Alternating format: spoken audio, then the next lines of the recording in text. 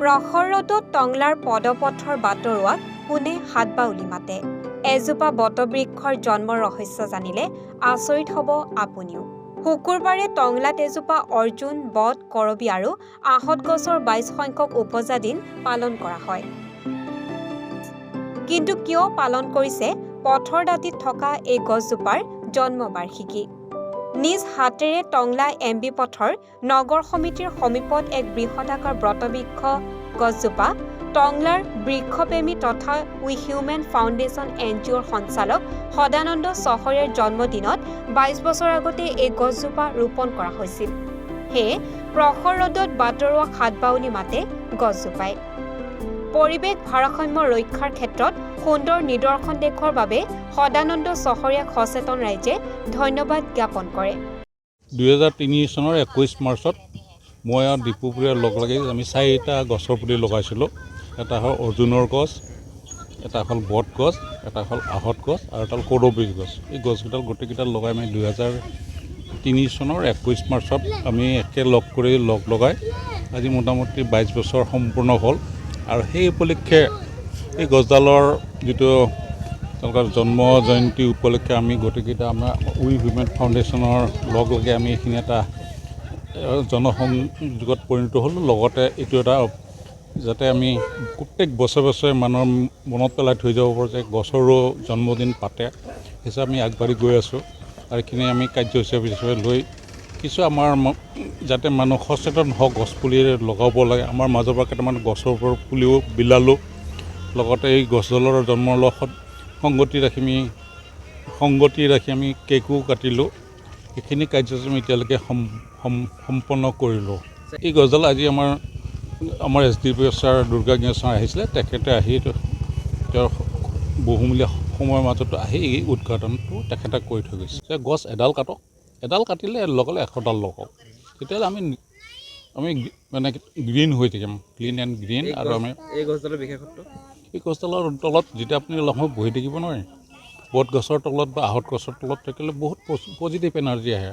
মানে এনেকুৱা এটা প্ৰবাদ আছে যে দুপৰীয়া আৰু সন্ধিয়া সময়ত ইয়াত দেৱ দেৱতাসকলেও বসবাস কৰে বা আশ্ৰয় লয়।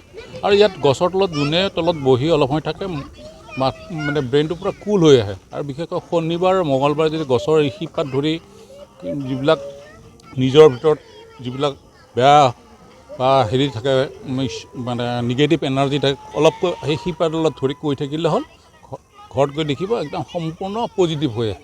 মই নিজৰ প্ৰমাণ পাইছোঁ, বহুতক দেখিছোঁ, মোৰ এডভাইজো কৰিছোঁ। এটা কৰোঁ যে এনেকুৱা গছবিলাক সদায় সাধাৰণতে সামাজিক প্লেচত ৰাখিবলৈ, ঘৰৰ ভিতৰত ৰাখিব নোৱাৰে। গতিকে সামাজিক স্থলত এনেকুৱা গছ আৰু লগাওক।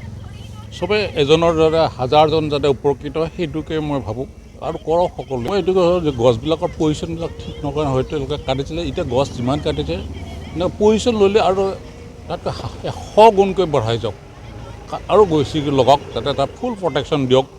যি সেনেকৈ লগাই যাওক। মানে যিটো কথা আছে যে জেইচা দেশ তেইচা ফেচ, সেনেকুৱা পৰিৱেশ অনুসৰি সেনেকুৱা পেটাৰ্ণৰ গছবিলাক লগাই গ'লে আমাৰ বহুত ভাল হ'ব বুলি মই ভাবোঁ। এতিয়া যিহেতু কাৰোবাক গছপুলি প্ৰদান কৰিছে, কি গছপুলি প্ৰদান কৰিছে? আমি আজি সদ্যহতে বকুল গছে দিছোঁ। বকুল গছ এতিয়া ঘৰৰ চোতালখনে বা সন্মুখখন বৰ শুৱনি কৰেতো, গতিকে সেই হিচাপত আমি বকুল গছ আমি বেছি প্ৰাধান্য দিলোঁ আজি। আৰু গছকেইডাল খুব মেচিয়ৰ আছিলে। ইয়াৰ 100% মানে ছেভ হ'বই, কোনো তাৰমানে ইয়াত ফল্টি নহয়। আৰু আগন্তুক বাৰিষা বতৰো আহিছে, 2-1 বৰষুণ দিয়ালৈ পৰাৰ লগে এই গছটো হ'ল এক পিপল গছ বুলি কয়। এই গছত যোনে মানে বহুত মহত্ব আছে। আৰু এই এৰিয়াত আপোনাৰ চাৰিআলিৰ পৰা লৈ চাটগাড়ী স্কুললৈকে এটাও পিপল গছ নাই, মাত্ৰ চাটগাড়ী স্কুলতে আছে। বহু মানুহে এইটো পূজা কৰিব বিচাৰি পোৱা নাছিল আগতে গছ, কিন্তু এতিয়া এইটোত বহুত মানুহে ৰাতিপুৱাও পূজা কৰিব আহে, সন্ধিয়াও পূজা কৰিবৰ কাৰণে আহে। আৰু মই নিজেও কৰোঁ। আৰু এই গছত যিটো ক'লে পিপল গছৰ মঙলবাৰ শনিবাৰে পূজা কৰিলে বহুত ৰকমৰ মানে ফল পোৱা যায়, বহুত ভাল পোৱা যায়।